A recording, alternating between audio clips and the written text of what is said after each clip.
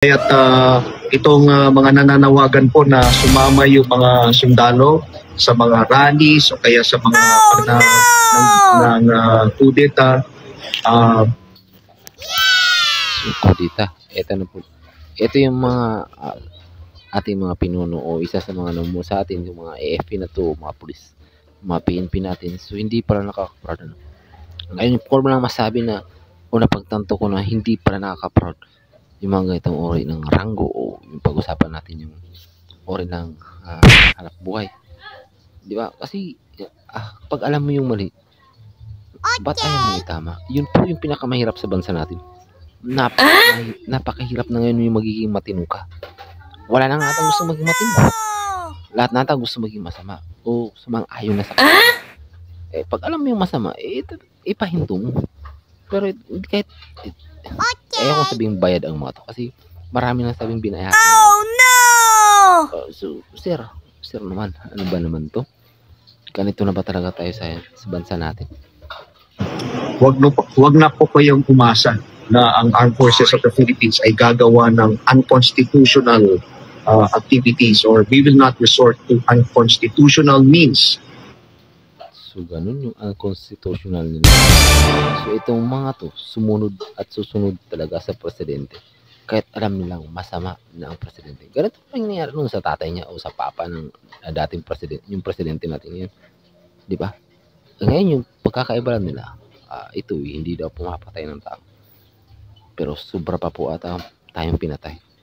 Sobra pa po, hindi lang yung pagkatao natin ang dinurog, kundi yung dangal mismo ng ating bansa. Ito yung sinasabi ng mga napapagamit sa ating pamahalaan. So, mas mabuti pa ngayon, napagtantok, mas mabuti pa ang ating mga imailip. Yung mga imailip na nanindigan upang ipaglaban yung kanilang mga lupain, yung kanilang sinasabing pag-aari. Ito, yung bansa natin, pinapabayaan natin malugmok. Kahit mali yung namumuno sa atin, okay lang sa kanila. Dahil ang duty nila ay dipinsahan yun. Ako, paano ba naman yun? Wala na ata maging gustong Andres Bonifacio. Baka nakalimutan ng mga AFP yung panatang makabayan natin. Yung mga kataga na nakalimbag doon. O baka hindi nila alam o hindi na ang kahulugan ng lupang hinirang ang mamatay ng dahil sa'yo. Kaya magpapakamatay natin sa dito sa maling papamumuno sa atin. Sige nga, sir. To bring about change.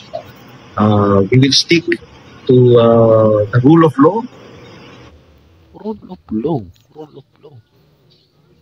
Ako hindi kasi ako naging military. Gusto ko maging military naman, pero ngayon napagtanto ko, ako, kung ganito man lang, kung ganito ang ranggo ko, tapos ganito ako magsalita, yung taong bayan, ako, isa ka rin sa taong bayan, sir. Isa ka rin. Ayoko sabihin Pilipino kasi pag sinabi yung Pilipino kasi, sakop ng mga dayuhan. Hindi na tayo sakop ng dayuhan ngayon. Ang problema natin ngayon, yung mga tulad yung nasa nakakataas, lalo na sa mga ranggo kayo, hindi kayo naninindigan. Walang paninindigan. Yun ang problema ngayon. Ito na yung sinabi ni Senator Roman Padilla. Walang mga paninindigan. At sinabi ni PRRT na wala kayong dignidad. Wala mga dignidad mga to. At hindi po tayo lalabag dito. Hindi tayo magkukudeta. Hindi tayo labag. Yung Pangulo natin mismo lumabag.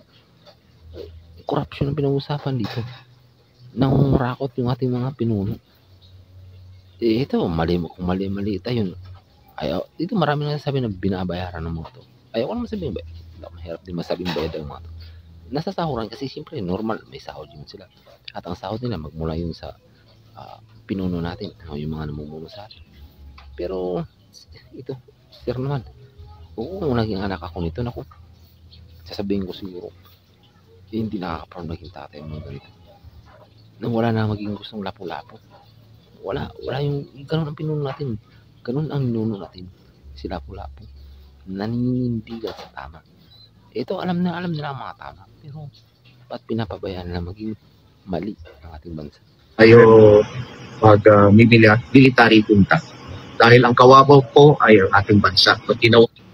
kawawa ang ating bansa. Yun na nga po eh. Kaya nga po yung taong bayan, nagrarally yan dahil nakakaalam yan. O alam nila na kawawa yung ating bansa.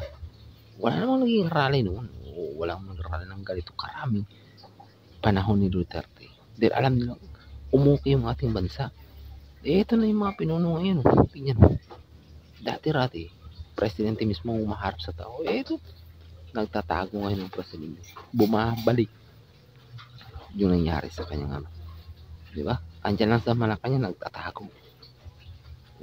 Wala. Ang daing ng bayan ay di naririnig. Ito naman mga nakakarinig, umaharap ng mga pinuno o mga nasa mataas na rango.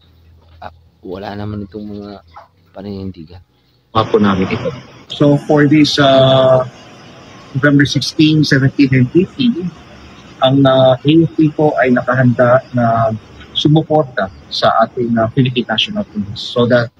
So yun, ako sa totoo lang yung mga PNP na yan, siguro marami din akong kaibigan dyan, mga PNP, pero mga PNP hindi rin para talaga hindi nakaka-proud maging isang batas o maging isang saligang batas. Mapanatili natin yung kapayapaan